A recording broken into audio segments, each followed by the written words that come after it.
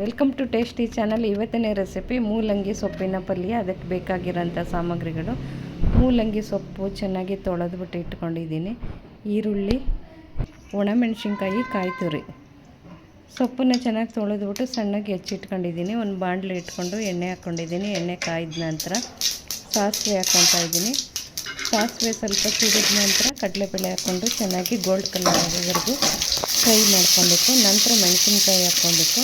ನಂತರ ಈರುಳ್ಳಿ ಹಾಕ್ಕೊಂಡು ಒಂಬಣ್ಣ ಬರೋವರೆಗೂ ಚೆನ್ನಾಗಿ ಫ್ರೈ ಮಾಡ್ಕೊತಾ ಇದ್ದೀನಿ.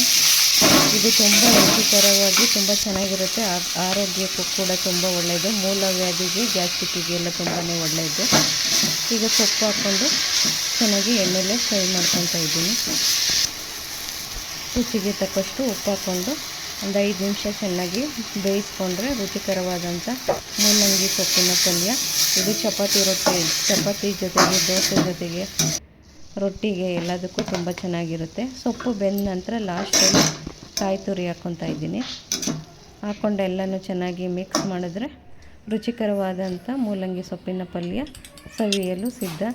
ಅದ್ರ ಜೊತೆಗೆ ನಾನು ಚಪಾತಿ ಕೂಡ ಮಾಡ್ಕೊಂಡಿದ್ದೀನಿ.